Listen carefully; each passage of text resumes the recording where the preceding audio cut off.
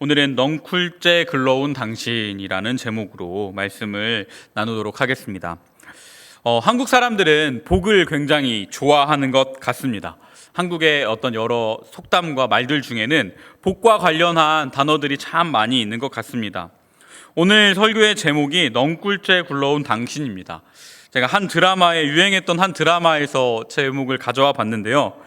안타깝게도 저는 그 드라마를 보지 못했는데 굉장히 인기가 많았고 큰 복이 온 어떤 사람으로 인해 복이 온, 기쁨이 온 이야기를 담고 있다는 말을 들었습니다. 이와 비슷한 말로 호박이 넝쿨째 굴러온다는 말이 있죠. 결국 복이 넘치도록 오는 것을 이야기하는 말입니다. 그 외에도 웃으면 복이 온다라는 말이 있습니다. 한국인들은 어쩌면 한국인들뿐만 아니라 전 세계의 모든 사람들은 이렇게 복 받는 것을 굉장히 좋아하고 그 복에 대해서 소유하는 것을 굉장히 갈망하고 있는 것 같습니다.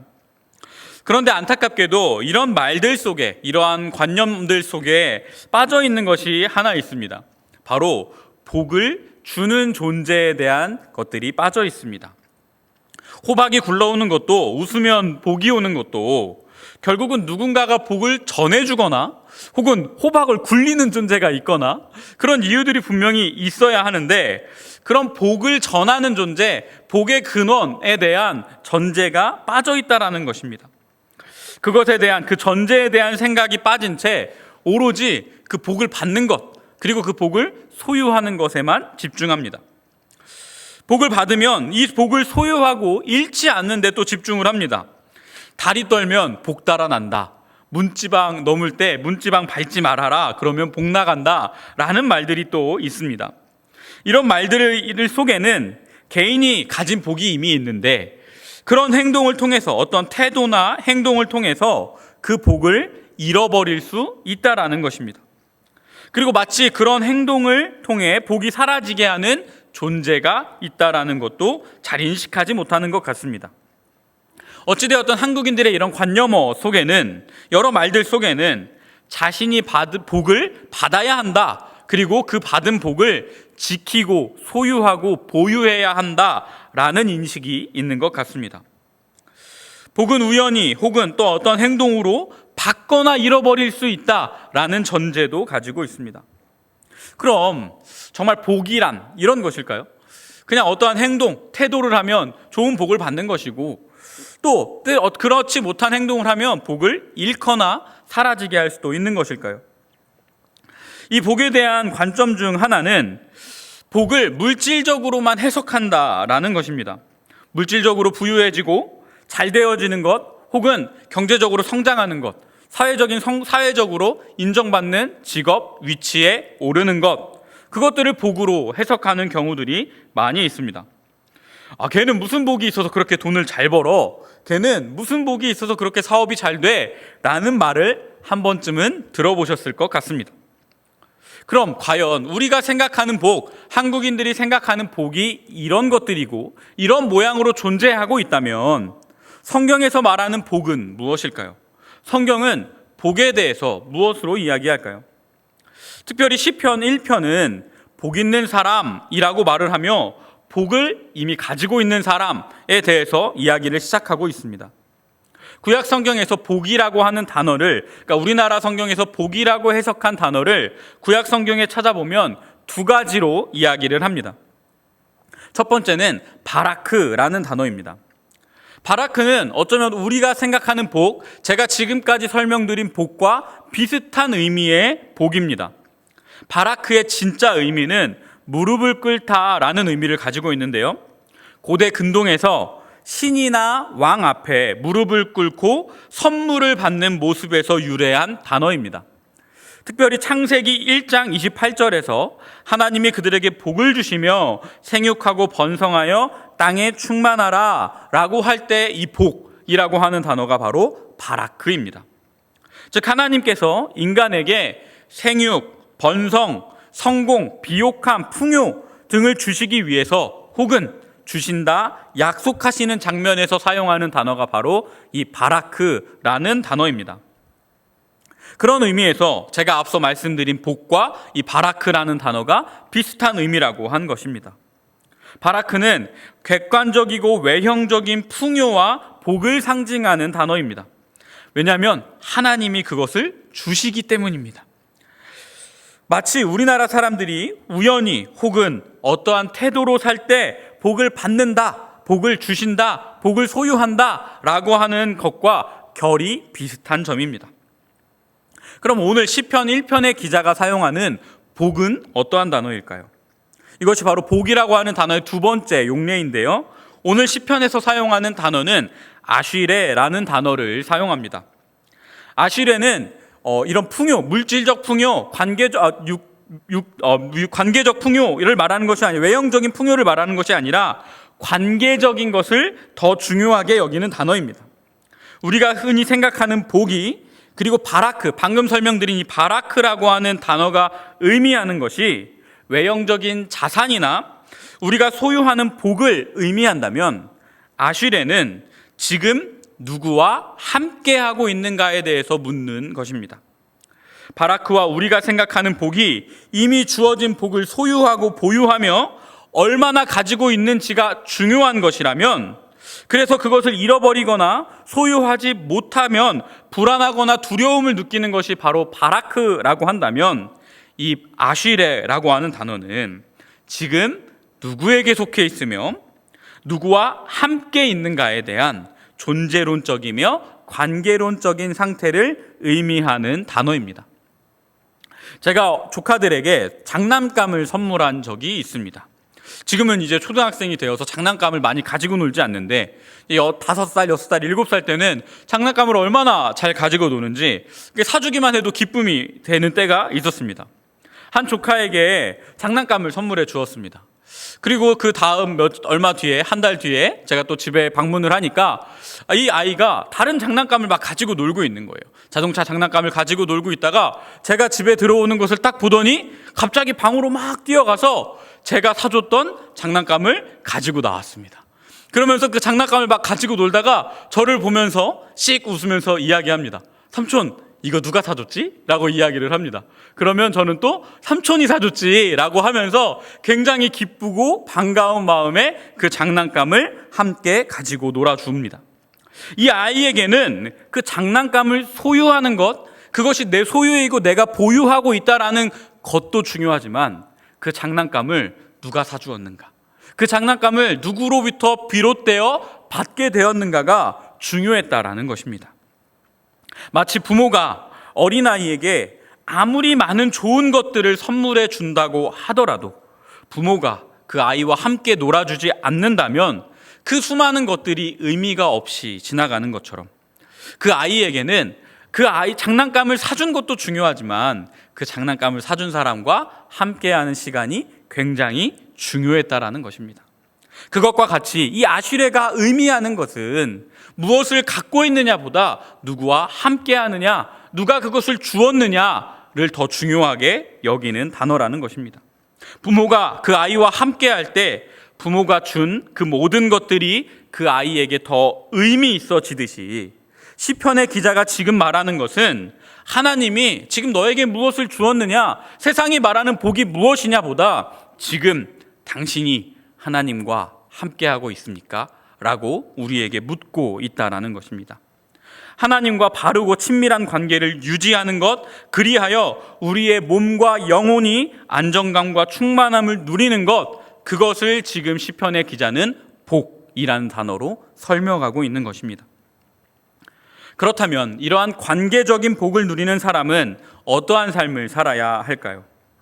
시편은 여기서 무엇을 살아라, 어떻게 살아라를 먼저 말하지 않습니다. 시편의 기자는 어떻게 살지 말아라를 먼저 이야기합니다. 어떻게 해야 하나님과 관계를 잘 맺는 것인지를 먼저 말하지 않고요, 시편의 기자는 누구와 어울리지 말아야 하는지를 이야기합니다. 세 가지로 이야기하는데요. 첫 번째는 악인들의 꾀를 따르지 않는 것입니다.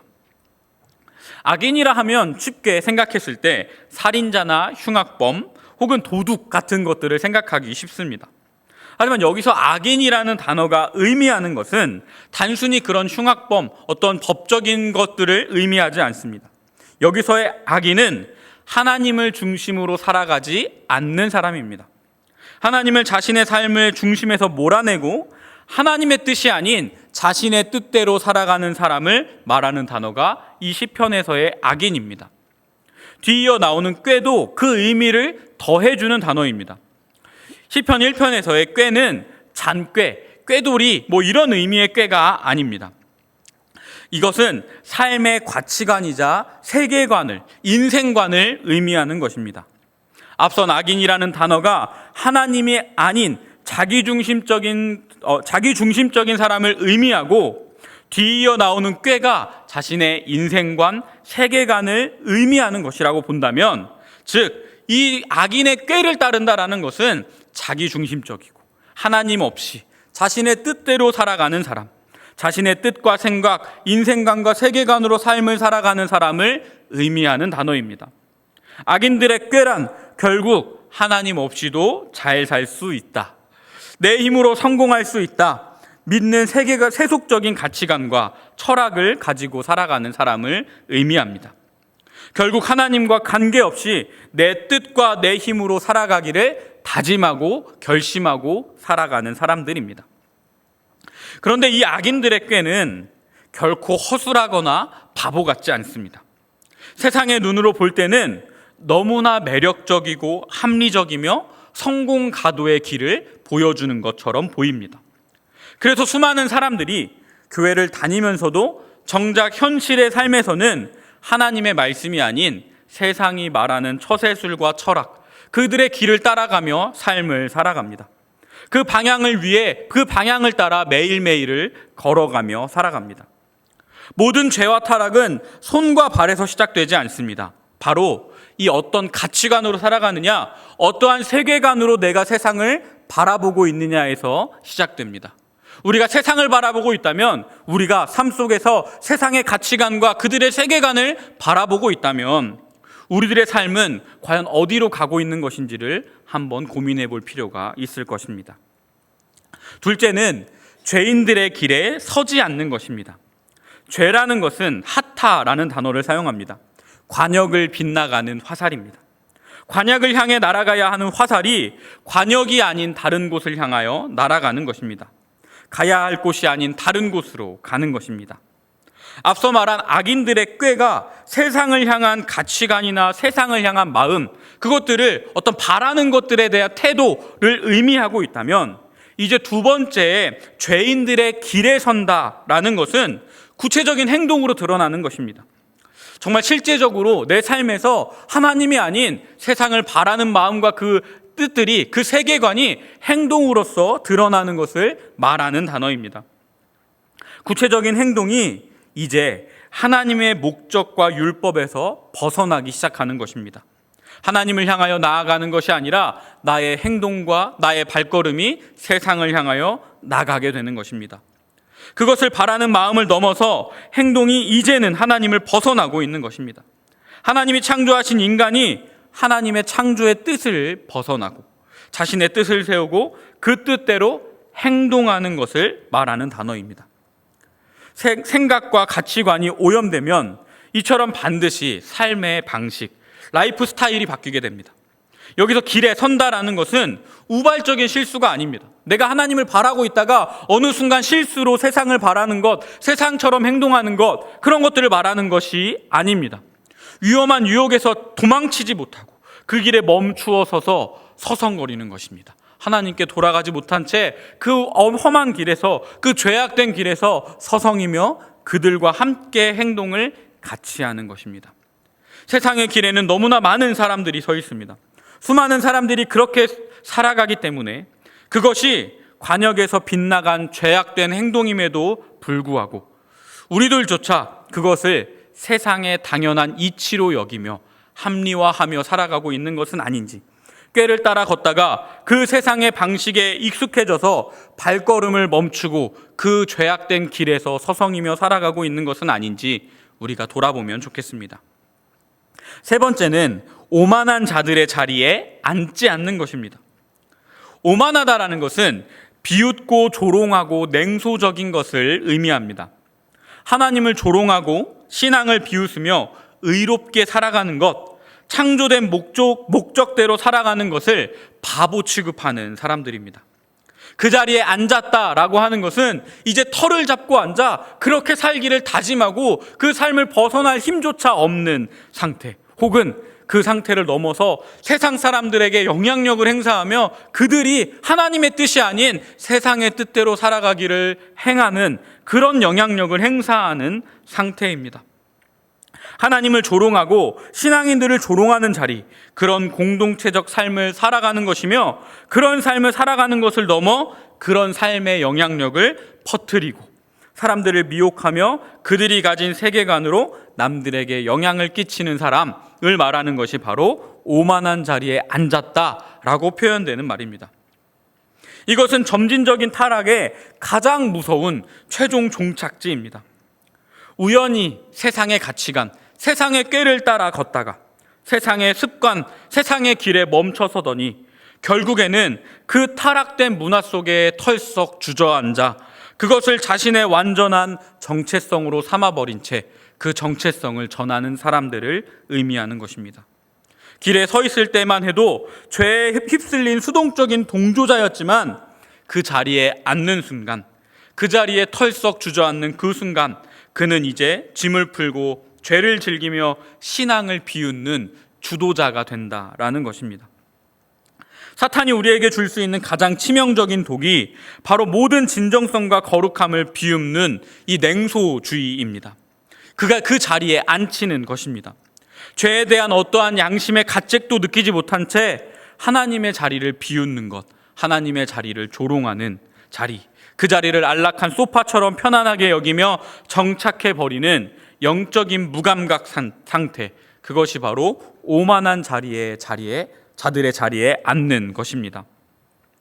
시편의 기자는 1절을 통해 복이란 하나님과 관계를 잘 맺는 것이며 그러기 위하여 악인의 꾀와 죄인들의 길에 오만한 자리에 앉지 않아야 한다, 세상의 유혹을 끊어내야 한다고 먼저 이야기하는 것입니다.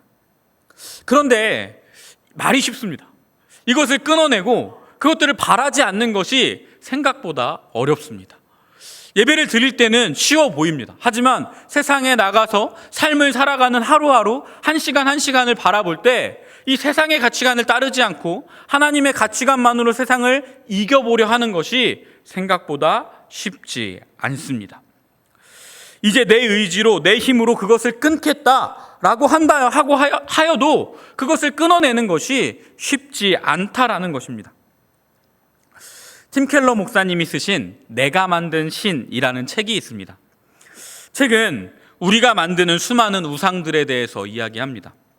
그런데 그 책의 결론이 말하고자 하는 것이 무엇이냐면, 그런 우상들, 그러니까 내가 삶을 살아가는 동안 내가 바라고 내가 원하는 그것들로 우리는 수많은 우상들을 만들며 살아가고 있는데 그 우상들을 제거하는 것은 우리의 힘으로 되지 않는다라는 것입니다. 그러면 그 우상들을 제거하기 위해 무엇을 해야 할까요?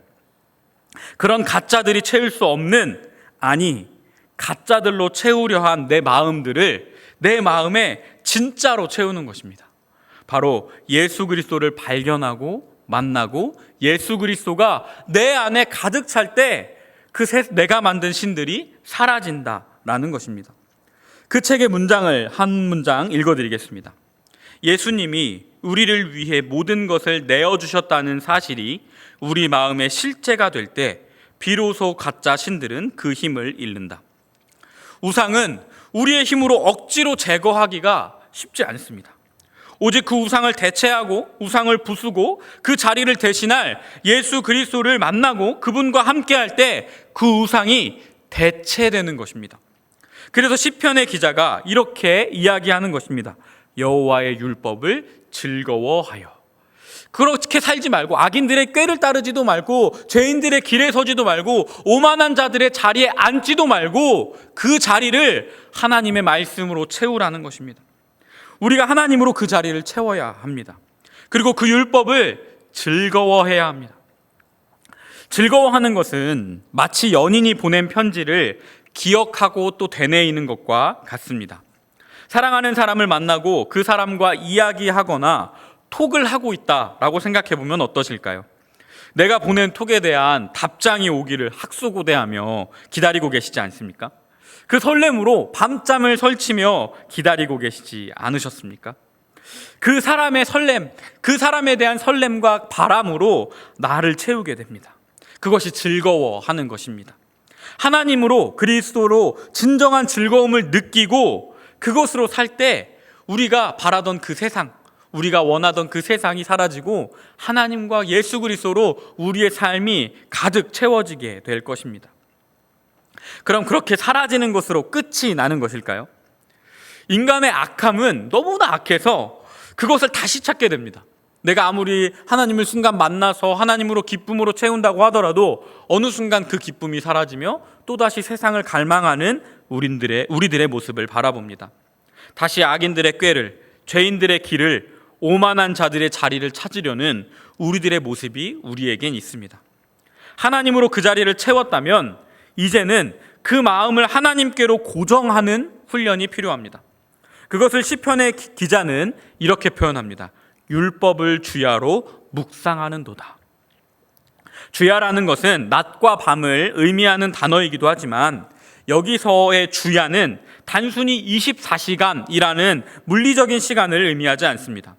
그냥 물리적인 시간으로 낮과 밤을 이야기하는 것이 아닌 우리의 삶과 모든 시간, 모든 계절을 의미하는 문학적인, 시편도 시니까 어떤 시적 허용의 표현입니다. 우리의 모든 삶을 들어서 하나님을 묵상하라는 것입니다. 그것을 통해서 우리의 삶을 하나님께 고정시키는 것입니다. 묵상하다라는 말은 하나님의 말씀을 조용히 읊조리는 것을 의미합니다. 읊조리다라는 것은 뜻을 음미하며 낮은 목소리로 시를 읊는다라는 뜻입니다. 하나님의 말씀이 우리의 입술을 떠나지 않았으면 좋겠습니다. 그 말씀을 조용히 음미하는 삶을 살아갈 수 있으면 좋겠습니다. 입술에 말씀이 계속 남으셨으면 좋겠습니다. 마치 소가 음식을 먹고 그 음식을 되새김질하듯 말씀을 계속해서 되새기고 그 마음에 새기는 삶을 살아갈 수 있으면 좋겠습니다. 신앙생활은 죄를 안 지으려고 이를 악물고 버티는 금욕주의가 아닙니다. 내가 죄를 짓지 않겠다라고 말하며 그것을 의지적으로 해나가는 것이 아닙니다. 2절은 아주 명확하게 이야기합니다. 신앙은 기쁨의 대상을 바꾸는 것입니다.